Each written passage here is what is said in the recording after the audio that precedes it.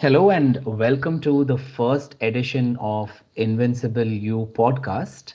Um, in the first edition, we have the pleasure of having Anita with us, Anita Szabo. I hope I'm pronouncing that correctly. Perfect. Yeah, and before I hand over the stage to Anita to quickly introduce herself, what I will do is I will introduce myself. I will tell a little bit about Anita as well from my perspective, and then the topic that we're going to discuss, and then we'll hand over to Anita. So, the topic that we have for today is leadership coaching, the kind of opportunities that we see in the industry in leadership coaching. For this, I can't think about anybody else better than Anita to speak about this. She's a certified global leadership assessment coach. She's also certified at the associate level from the ICF, that's the International Coaching Federation in coaching. And if I'm not mistaken, she has a couple of decades of experience in sales and leadership in her own field. Um, so, yeah, over to you, Anita. Could you tell us a little bit about yourself? Sure. Thank you so much, Frederick, and thanks for having me. I really appreciate it, and also for the nice initial words. And you pronounce well my name, so I'm Anita Szabo, yes, perfectly. And yeah, quite a long. Right now, it's already 25 years, I think, if I counted back the multinational classical sales and leadership experience behind me. I wouldn't say it's the past because if you do something for such a long time, it stays part of Yes. you, even if you start to go into a different direction or take a different path.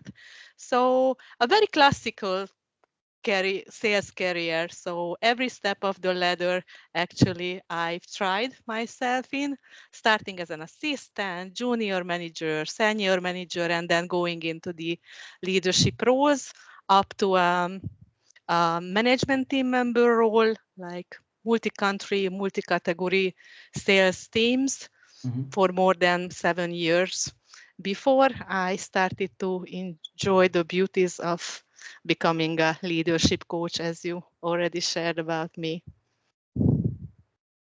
Perfect, perfect.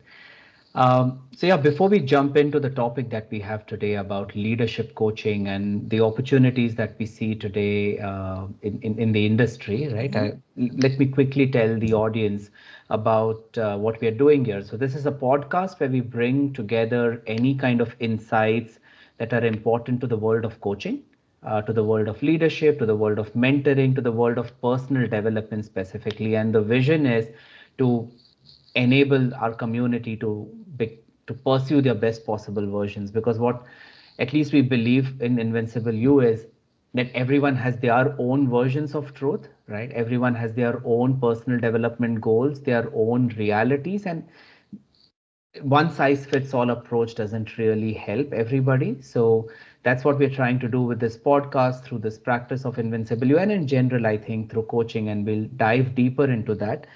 So yeah, let's kind of dive already Mm. deeper into this topic of leadership coaching. But before we actually get into leadership coaching, what I'm curious about, and we of course discussed this one on one, but I think a Mhm. lot of other people would also be interested in this, is how did you come to this stage where you had a career, long-standing career in sales and leadership, and now you are a successful coach?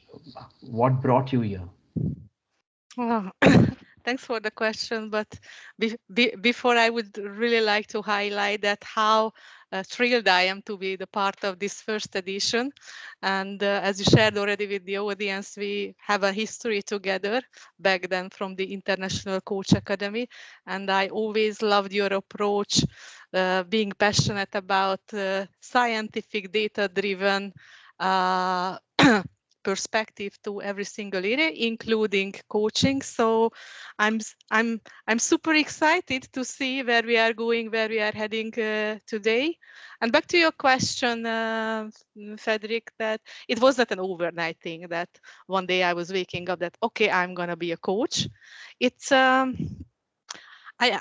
was always curious and I'm not sure how much audience knows about the character strength, but love of learning, it's on my top. So it's really like a core strength of mine. So I was always curious how I can develop better myself, because after some decades you more or less know almost everything about sales, and I just started to look at myself, that what actually energizes me the most, and what's the core of actually this success, because I'm proud that I can say that I had a successful career. So I can't share any burnout story, which actually quite common, but I felt quite good even in my position when I decided the transition.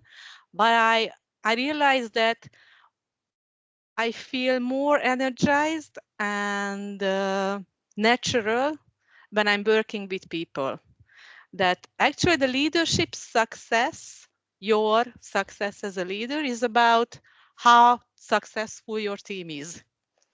And all the talent management, one-to-one discussions, seeing people stepping up to really senior roles from actually entry-level positions under your management in several years, this was actually what was leading me into this direction. Because even if it was not the professional by the book ICF coaching, actually it was the coaching part of my job as a leader. So act, going towards the passion Mm, shortly.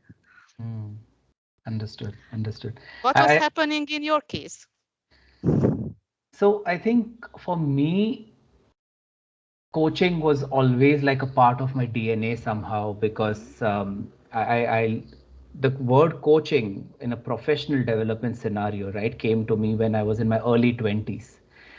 So it became a way of life without even me knowing that it's actually a way of life. Of course, I learned a lot of uh, other things around along the way of how not to coach, and over a period of time, I'm still, I think, learning a lot in terms of how to coach the best or better each day, because it's, I think, a lifelong process in making oneself better. But yeah, for me, it started quite early. Um, the thing that you earlier said, right? Like, I think it resonated with me a lot, Anita, about as a leader, what success basically means is how successful your team is, right? And that brought to mind um, a leader. In fact, I wanted to say manager, but then I quickly changed to leader because I feel that there's a huge difference between the two. Uh, a leader in my when I was still like 2 3 years into my career, right? And he kind of gave this example to me, saying that, or in fact, to us as a team, he said this very specifically that, as a leader, the measure of your success is how your team grows and you grow along with the team. And the image that he gave me or to us was this: imagine you're sitting on a balloon which is powered with air, right? Hot air balloon, right? And if you give this balloon enough air, the right amount of hot air, the balloon will rise. So you don't really have to worry about you rising, because when the balloon rises, you're on top of the balloon, you will rise. You don't have to care about yourself. You just have to care about doing the right thing for the balloon. Not giving it too much heat, because if you give it too much heat, it will blast. But not giving it too less heat, otherwise it'll, kind of not go in the right direction. And that image came back to me when you were talking about how successful your team is, and that is the measure of success for your team.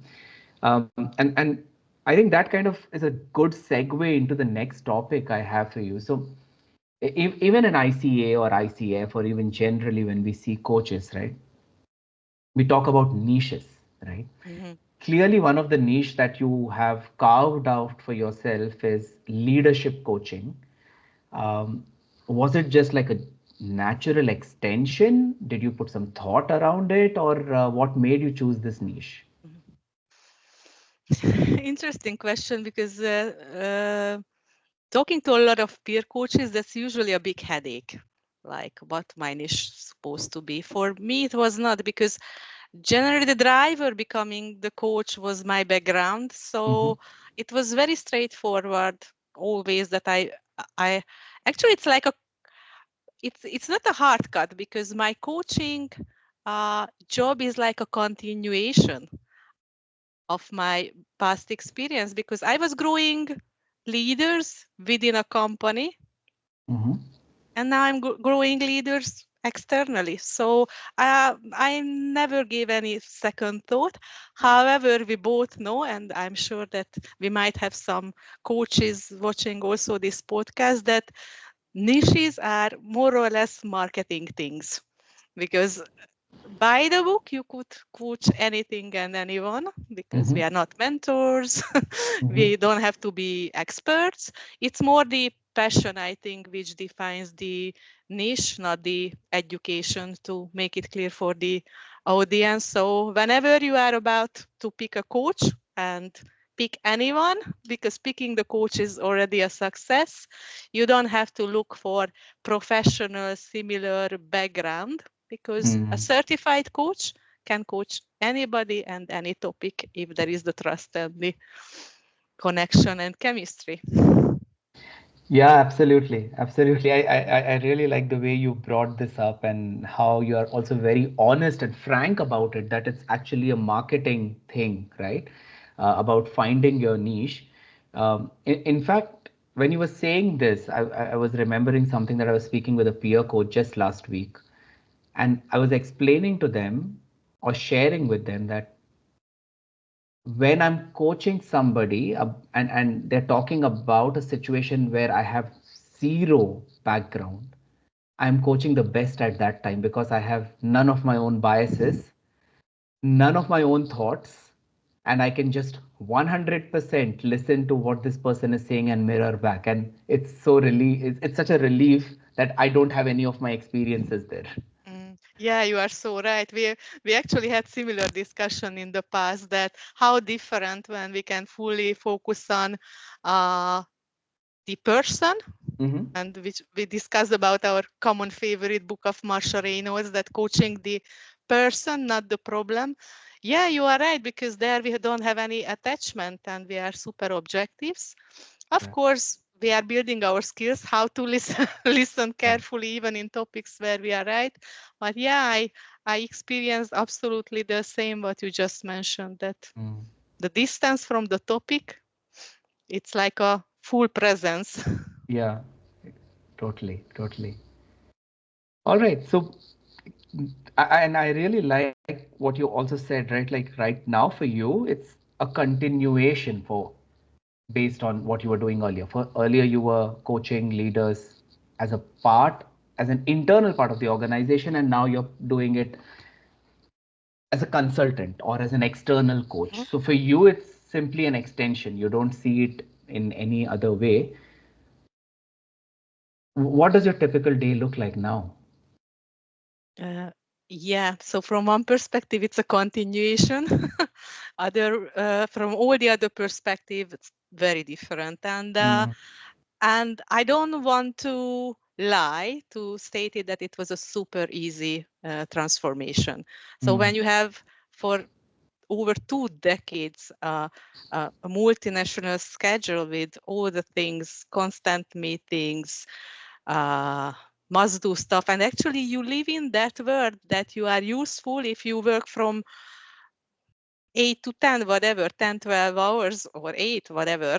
Everyone has a different work-life balance. And from one day to another, there were no obligations and I just like felt useless. So it took me 2 years to fine tune actually my new daily schedule and enjoy that I have more time than before, and and just get over this feeling useless if I don't sit in front of the computer 10 hours per day. Uh, so freedom, much bigger freedom. However, I could not say that I did not enjoy every single minute of my past career, but there are moments in our lives when we when it just comes that you want to focus on other things, you Mm, want to spend the time where it matters the most, and also giving back some time for the family. And mm, you know that I have a daughter, so it's a big change how much more and how much more quality time I can spend with her, because I'm not exhausted. Because even if I have multiple sessions per day, which mhm, actually I'm limiting, because I, I, I really think that we have to be 100% present, ready and energized when we are doing coaching. So doing back-to-back series of working with clients, I think it's not the best service what we can mm, give. So quite random. So I still learn a lot, because as you said, in coaching it's just endless. You can mm. always find new things what you can try, what you can learn, what you can, the 1,000 accreditations. Yeah, uh, and also much more time for self-care, because I think it's important to walk the talk, yeah. not just coaching the clients that you can be the best version of yourself, the best leader. You Mm, can take care of your team if you first take care of yourself, but we have to walk the talk, that we can give the best service to our clients if we are in our best version. So way more free time, way more self-care, and a lot of energizing things, working with clients, working with new potential clients, sharing my thoughts on LinkedIn with peer coaches. mm. So totally different, but very energizing. Yeah, yeah. And I think this also goes back to what you mentioned early on in the conversation about character strength, right? And what you Mm, identified, uh, things that energize you. And I think in a way you've kind of amplified that in your life right now, due to which you are doing more things that energize you, that give you energy, mostly positive energy, and you're also giving it back to your clients. And I also like the consciousness by which you're doing it, right? Like, you're saying it takes effort in listening unbiasedly with 100% focus, and you need to be present, that coaching presence that we talk about so many times, right? And the awareness that you bring in is also, you can't do it if you're doing like back to back sessions, once again. So yeah, I yeah, think that's a very good point. yeah, it can't be a factory, right? Yeah, exactly, exactly. So, in your current practice, where I think you work with organizations as a leadership coach, how's your experience generally been in this area? Oh, very interesting question, because uh, I have a very diverse set of clients, because Mm-hmm. as I shared with you and also for the audience, I am not just working with direct clients. I mean, under direct clients, I mean that individuals, that's not the most common, Mm-hmm. but also companies who are directly approaching me. And I'm also in partnership with the big coaching platforms, Mm-hmm. where you get super diverse set of clients from multiple different companies. So overall, what I see as a very positive trend, that there is more and more openness and willingness actually to invest into people, to invest into coaching. More and more companies are understanding the importance and also the benefits Mm-hmm. of that one. However, it still has a place to grow, because what I see that generally it's more focused on the population from manager levels up. So if let me see whether I remember well, because I've seen some interesting data about that by the ICF, the Mm-hmm. International Coaching Federation, Mm-hmm. that what kind of statistics they see. in terms of coaching. So one data I think which correlates pretty well this manager level up thing, that still more than 50% of the assigned coaches to programs are millennials. So I haven't seen almost 5% or less for Gen Z or the younger population. And I think that's a great, it's really a big potential to start a coaching journey at an early stage of their career, to build the good patterns, to build actually a great culture. Because generally in organizations, the ratio of the employees are very different. So it's growing. It's a really great trend, but still, I think there is a lot to do over there. Yeah, yeah, makes sense. Also, I think just going back to coaching as a Mm-hmm. profession or as a practice, right? I think coaching is also relatively very new. Uh, Probably Mm-hmm. it's evolving. It's evolved since maybe the 1980s, 1990s in the US, and now it's kind of gaining a lot more traction than before. Mm-hmm. Because you always heard terms like football coaches or voice Mm-hmm. coaches and things like this. But for, let's call it, leadership coach or career coach, right? And it's also quite fairly new for organizations. What do you think? Yeah, and that's so great that you brought up this topic, because I think there is a lot to do out there about the clarity that what is that. Because Mm, it sounds good, it's really trendy right now. But what I realized mainly where companies or individuals themselves are just entering into this space, that there is a great confusion of coaching and mentoring. mm, So they just enter to a coaching session and they are expecting that here is a person and their background is oh so great, actually did exactly what I want to achieve, and then I sit in and he or she will tell me exactly what I should do to get there. yeah, And many times actually the entire program or collaboration starts to clarify that coaching is not mentoring. So I can tell what I've done, but that's not coaching, and that would be mentoring.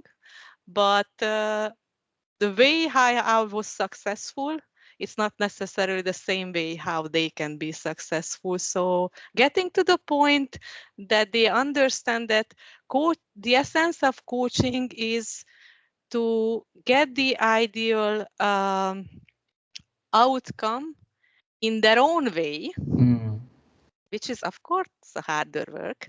And many times I just got questions that then was the role of the coach, actually just sitting there and listening.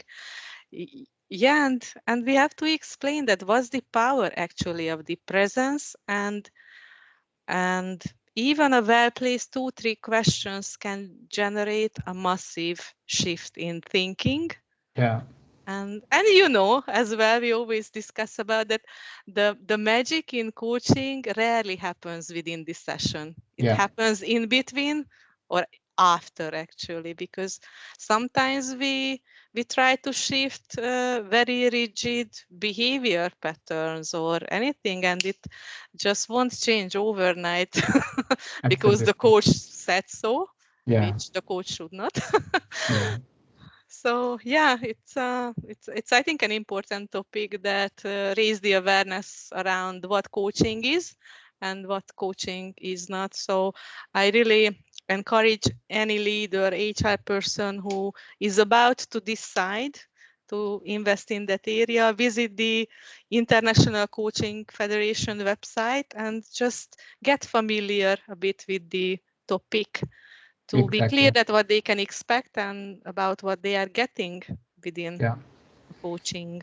Absolutely, absolutely. I'll put that URL in the link. I think that's a very, very important point because recently I was coaching somebody quite senior, right? Mm-hmm. And towards the end of the coaching sessions, they kind of said, "Do you have any recommendations for this situation that I am going through?" And then I had to go back to the coaching agreement and say, "Do you read this part of the paragraph?" And they're like, "Yeah, but if we get a recommendation, it probably might be easier." So that's exactly what you are also echoing here. Mm-hmm. How do you deal with these kind of situations with clients where you've of course made it clear, right? There is an agreement between you and the company, and probably the company and the employee. There can be a tri-party agreement. That there are different modalities by which companies Mm-hmm. do this. How do you now then address this when there is this misunderstanding between the difference of coaching versus consulting or Mm-hmm. mentoring? Ah, that's also an interesting one, and yes, I mentioned I actually have a quite diverse set of business and clients, and many Mm-hmm. times which I'm contracted for is a blended coaching Mm-hmm. where there is a specific agreement to grow someone, and usually this blended coaching stuff I'm doing for sales professionals. Mm-hmm.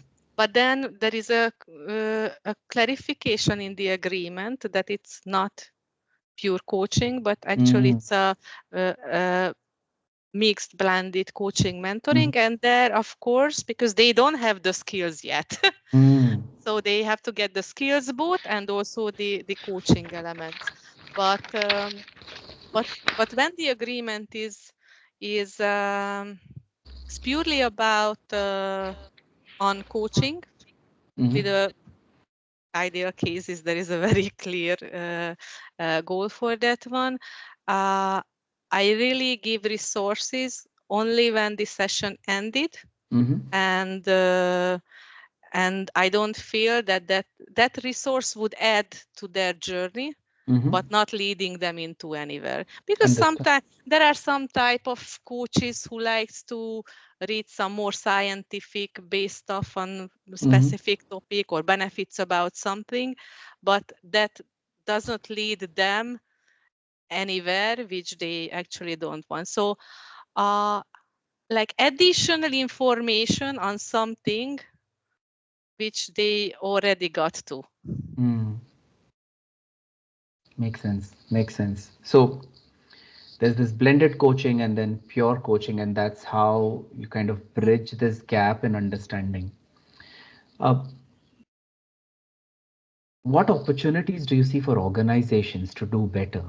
Considering that coaching is new, there is misunderstanding or there is not a clear understanding about coaching Mhm. and mentoring. Where are the opportunities that you see? Oh, I see plenty actually. Yeah, maybe the top five, right? Let's say. The number one definitely to start, because Okay. even if they don't start, even if they start it at a not ideal way, starting to invest into people, it's already a great step. Mm-hmm. And saying the numbers that what percentage of companies are actually using coaching as part of their talent development, it's still there is a big place to grow. Mm-hmm. But let's focus on the ones who are actually already on this path.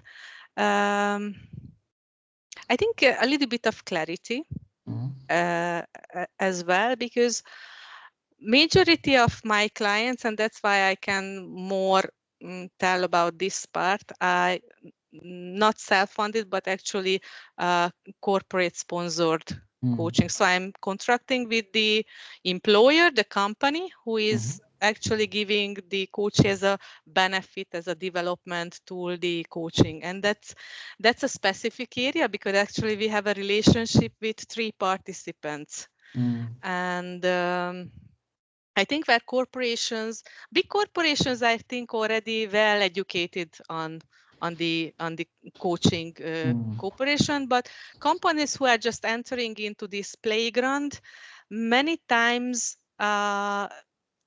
try to ignore, or actually not realizing that there are really clear ethical or confidentiality elements in this three-party agreements that even that they are sponsoring this development, there is a confidentiality between the coach and the coaches. And many times I face the challenge that the sponsor, which can be HR or line manager, after the sessions, they are trying to reach out and checking out what was happening.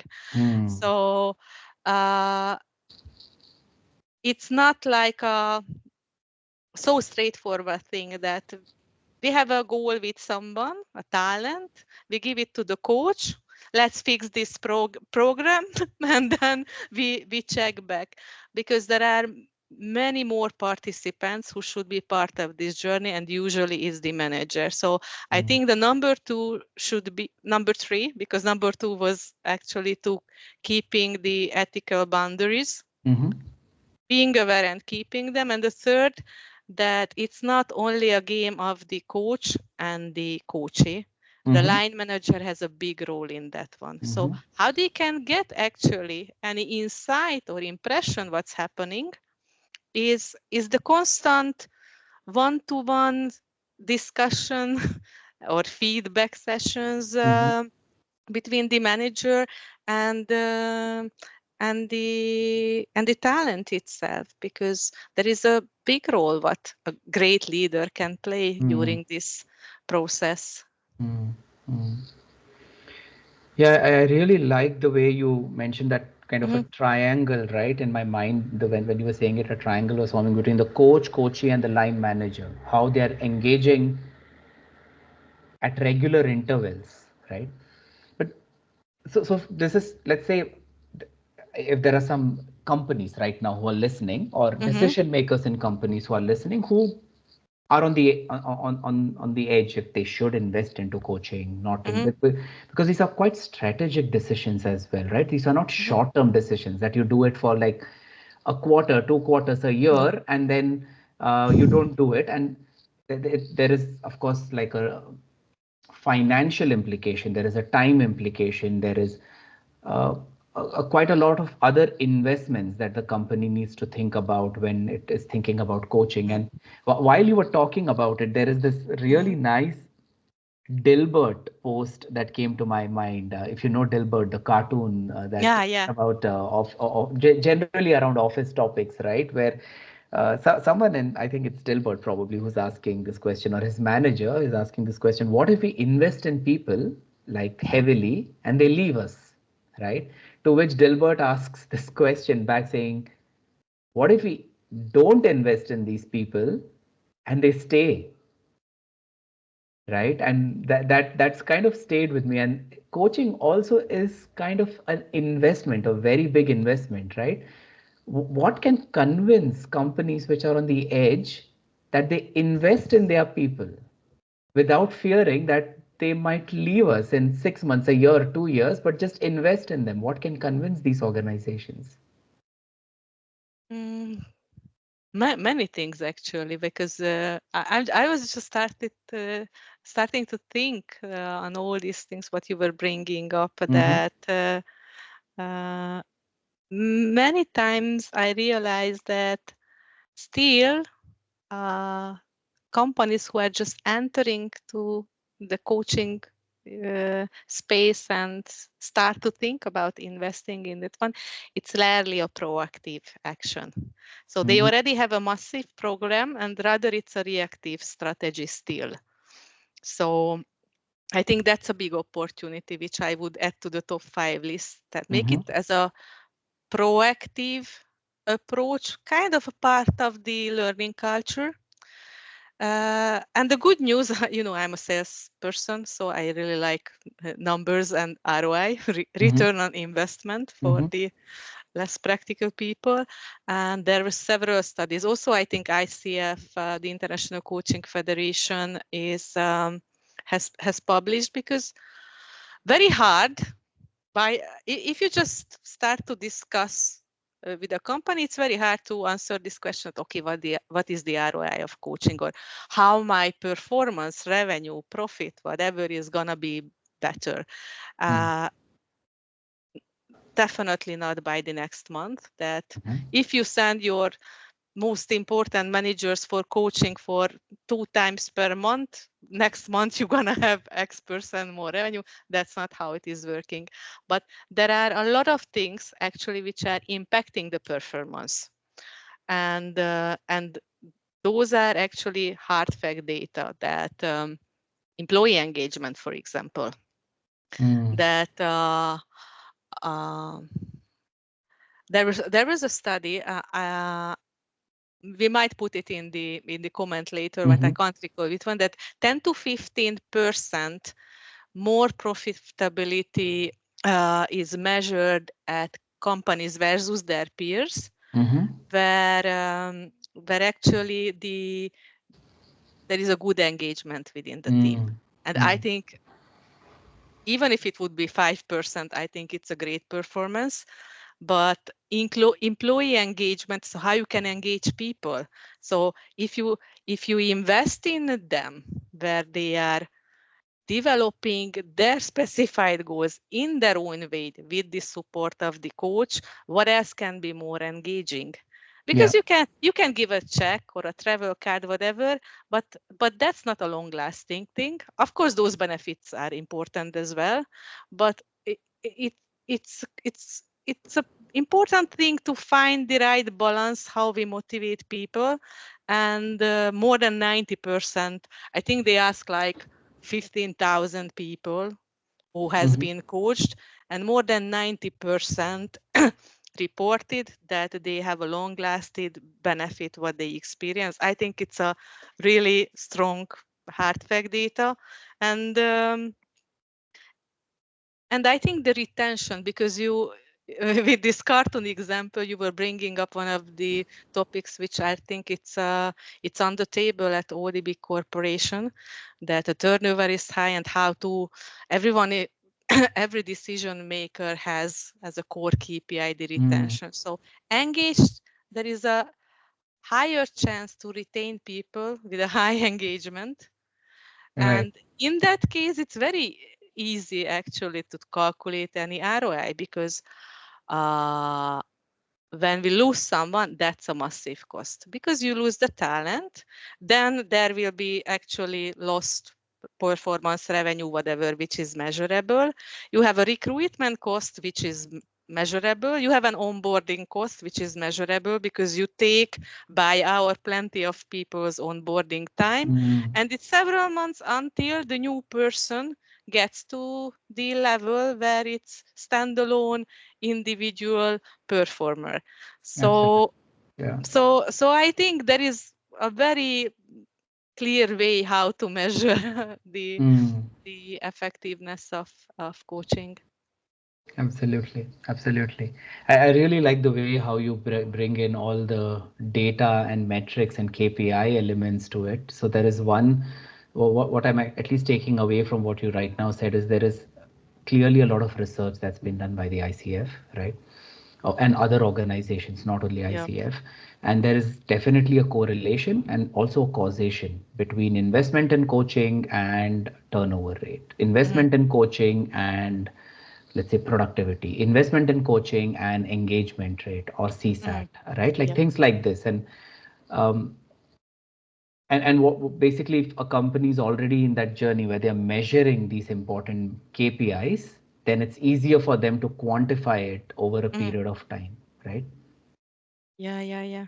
And actually what they are reporting, because as I shared at the beginning, my background is sales, so come on, ROI is a mantra when you are a sales leader. You invest with a clear return on investment, and I had the starting rule of not investing below ROI 2. That actually your incremental revenue, whatever you are measuring, and the incremental cost has a rate of 2.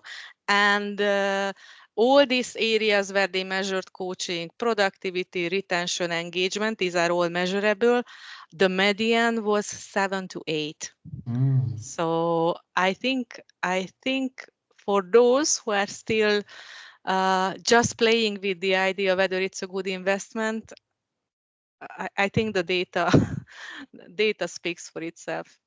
Absolutely. I think we should link in some of this research in the comment section Okay. so that decision makers probably would be it's basically they can reference this in one of their decision documents or strategy documents, right? Like it's easier for them to make a business case of why coaching works and why it should be invested. That investment basically needs to be done for improving the leaders and the companies. And also, I think I remember this from one of my trainings when I was working for an e-commerce company here in Europe, right?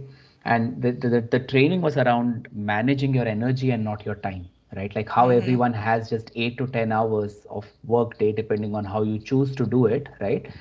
And how you need to manage your energy and not your time. And the vice president, who was basically the sponsor for this training in the company,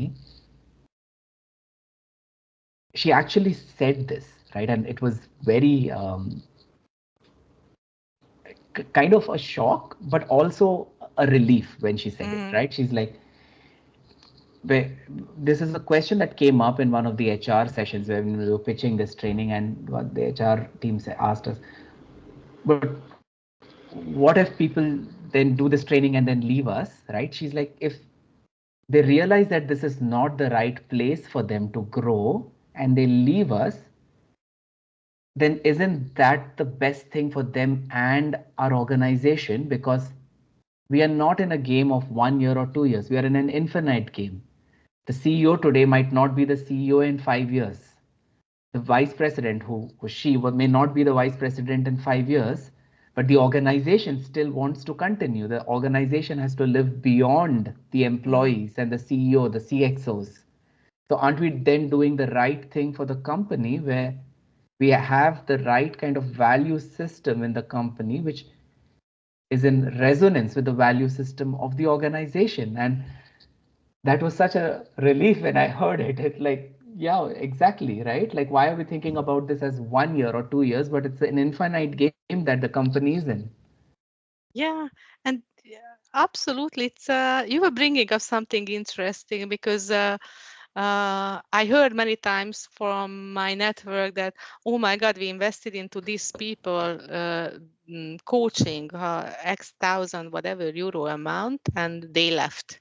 Mm-hmm. And it happens.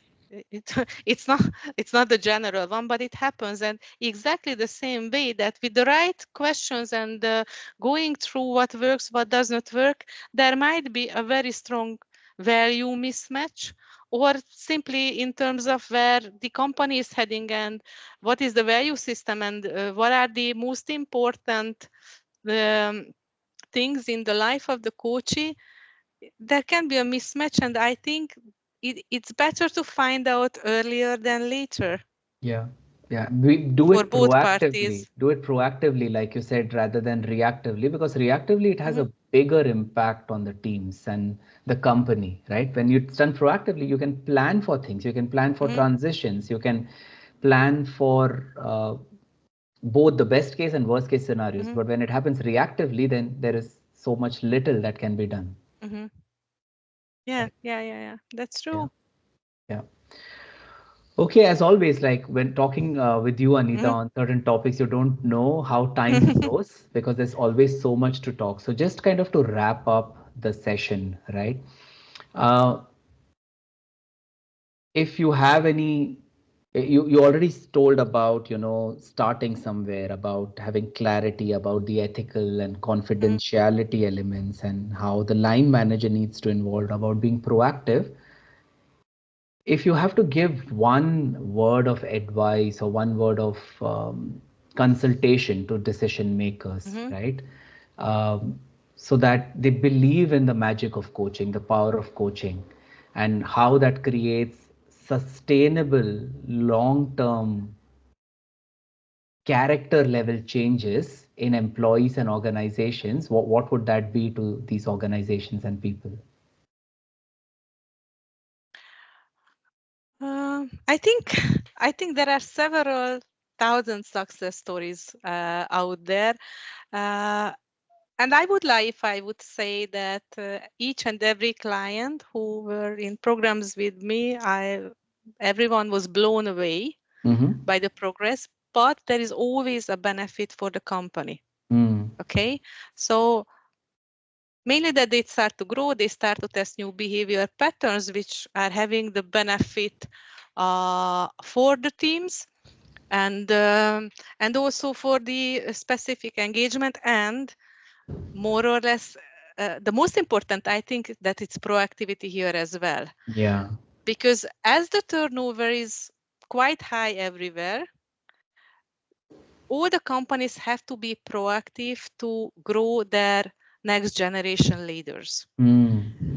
To avoid that situation, which I see very often, that someone resigns and we pick the almost ready next candidate. When it happens, we already should have the succession in the pool. So we have to start in time, because turnover happens. People will leave. We simply cannot stop the birth, Yeah. natural growth. And it's a much less painful and impactful from a financial perspective if they work on preparing their succession pool proactively versus reactively, but it has to be a wise investment. So not everything fits to everyone, and that would be, if you let me, a +1 advice, that once they decide, I think the more tailored to a specific person the approach is, the better outcome what they can bring. And let me pick an example which is quite general, that bigger corporations are finding out some leadership programs, whatever the name they give it. The company picks actually specific development goals, and they assign the full range within that band in the company. But not everyone is engaged in the same way. So first of all, they have to sell the coaching, the benefit of the development, asking the person whether they want to grow. Exactly. Because 20-30% actually of the sponsored coaching clients, I see that the engagement is not there. So it's really nice if companies want to invest, but let's have a discussion in-house that who is really eager to grow, Absolutely. who invests the energy, the time, the engagement, the same way as the company is investing the financials. And please bring on board the managers as well, the line managers, that the circle actually works as it should be. Exactly. So it has to be a well thought out decision rather than a one size fits all where you just take a Absolutely. brush and then say we do this for everybody, but create segments, create sub segments, and then see what works for what person. Maybe coaching doesn't work for these 20-30% people you're mentioning. Something else works, right? And Absolutely. and it could be a training, it could be mentoring, it could be totally something else that, or they say no, they feel fulfilled and they don't want to participate at this point, but if they're not involved in the decision making, then their engagement I think that's a very good point. So Anita, to summarize, thank you so much. Right, as always, really insightful. So many data points, so many anecdotes, so many examples that you brought up. I'm sure this is going to be very beneficial to the audience who's listening in. And once again, thank you for being the first guest on the Invincible-You Coaching podcast. And thank you very much. Happy to collaborate with you in future on so many topics that we have. But thank you so much for being here. It's my pleasure. Thank you so much for inviting me, having me here, and mostly for the trust, picking me for your first podcast edition, and wish you all the best. I'm sure that the audience will appreciate this very useful, plenty of interesting and insightful topic what you are bringing up. So all the best, and thanks for having me. I really enjoyed the discussion as usual. Yeah, same here, Anita. Thank you. Thank you. Take care.